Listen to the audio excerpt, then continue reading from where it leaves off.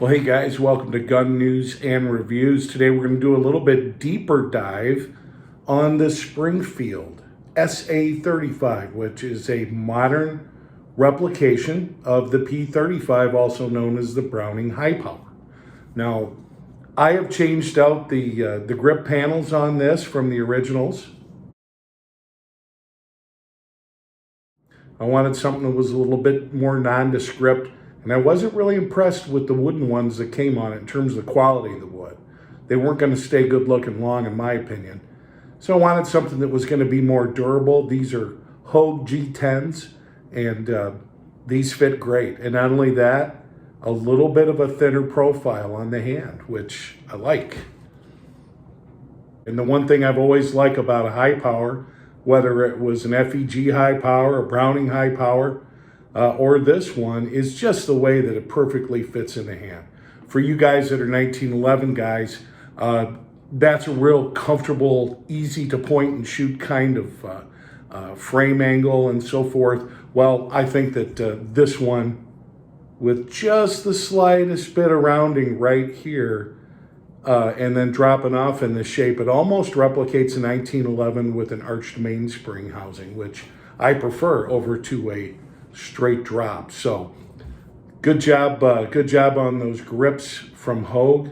You're looking at spending another $50-$60 to put something like this on that. Obviously, if it's something you're planning on hanging on to and using for a long time, I think that's not too much to spend. But we're going to take a deeper dive on this. We've put about 550 rounds, somewhere between 525, 550 through it so far now. And it runs like a champ. Haven't had any issues of any kind. We're going to see how dirty it gets, because it'll be the first time we've cracked it open in that time. And just talk about some other things I really like about this gun. May have neglected to mention in my prior video. As I mentioned in the prior video, this gun is a great shooter. It fits great in hand. Sitting at about the 550 round mark. Haven't had any kind of failures in cycling at all. It's a very good-looking clone, if you will, of the Browning High Power. And we did talk about these grips that I installed instead of the factory ones, and I just personally like it a lot better. It's a look that is maybe not 100% traditional. It's got a couple different colors going on in there, but I thought it was a nice addition. You might as well. You can always tell a high power just by looking at the front of the slide. It's got that cutaway, which is very distinct. Magazine-wise, this only came with one magazine, and it was a magazine that was a Springfield 15-rounder instead of the standard 13-rounder. These are made by Mech-Gear. Mech-Gear is right here on the right.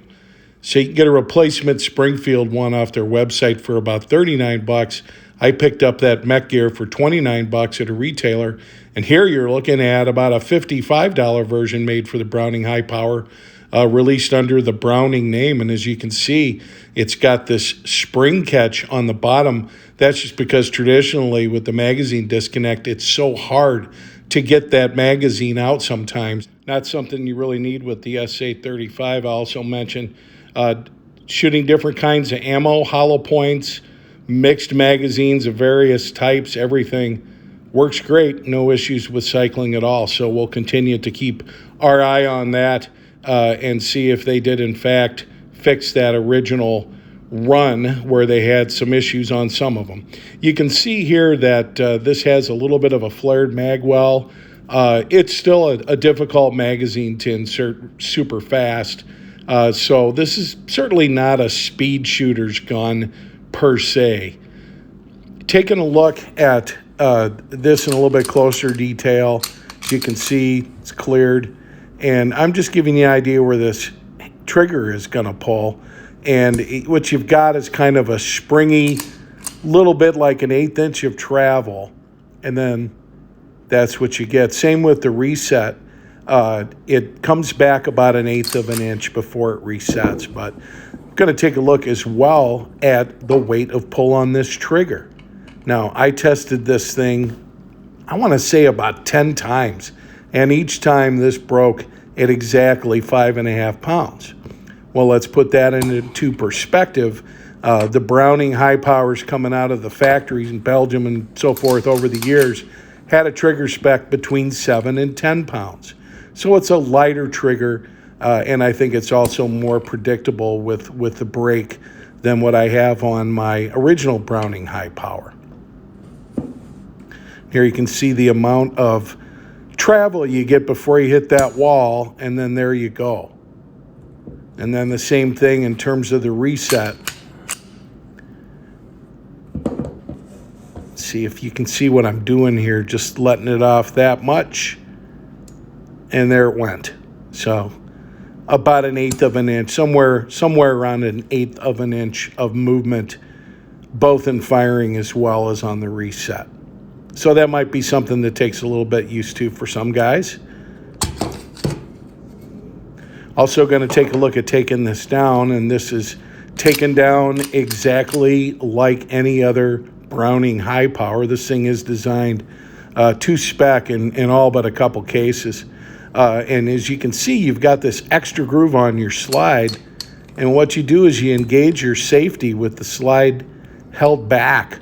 And now what you're going to do is take out this pin, which both links through the barrel as well as acts as your slide catch. And you pop that out with your finger, and it comes out, and it's about as easy as you can be. Suggest that you hold some tension back when you release that and don't send your slide flying. If you look at this from the top view of the frame, it looks so much like any other modern 9mm or semi-auto pistol for the most part. And here's that tilt barrel design, which was original to this particular model. Now, when you're taking out your recoil spring, a couple things to point out. You want the flat part up. You pull your barrel out, and you can see about 550 rounds down that guy. Didn't get too dirty. I think it actually looks kind of clean for that round count. And it's a nice stainless steel barrel. A lot better barrel than you would have got with a military issue high power for sure. And you can see how easy it cleans up. So we're going to continue to give this a workout. I'll also point out it's got a feed ramp that's a little bit different than the original, and that is to accommodate different shaped bullets like jacketed hollow points and so forth. As you can see, coming out of your mainspring here, that little piece will come out. So you want to make sure that you keep that stuff together. And then that's pretty much it. We do the same thing in reverse to put this back together. Put the spring in. Again, make sure that flat side is up. And there you go. You re-engage that second little notch. And now you're in a position to put that takedown pin back in. And this was kind of the design that started it all. There's not too many modern semi-auto pistols that don't owe what they are to this particular firearm design right here. Make sure when you push that pin in that it's all the way in, and now you're ready to go.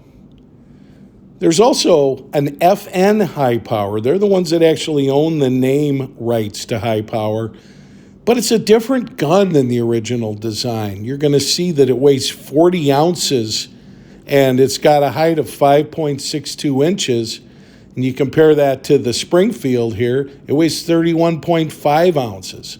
That's such a big difference, you'd almost think it's a mistake, but they're not dimensionally the same. There's also a company, I believe, from Turkey called Gearson. They are making a high-power clone as well. And we'll have to check that one out and bring it to you. But for now, we're taking a look at the Springfield SA 35. Guys, I think they got it right. I really do. Just like they do with their 1911. They have the various GI mil spec designs and so forth. They get it right with this. It's a forged slide, forged frame firearm. And I like it better than the Browning high power I own. I think primarily just because it's a better shooter, it's more comfortable, and it does take the best of some of the shooting things like trigger, getting rid of the magazine disconnect, and sight enhancement. It does take the best of what some of the more modern firearms offer. Be interested to see if they're going to come out with versions with rails, deep blues, tactical, or if they're going to stay true to this original design to the best that they could. Outside of the barrel being different with a firing ramp that looks a little bit more generous than on the original to accommodate modern high power rounds, more specifically to accommodate different shapes like you'll see with jacketed hollow points.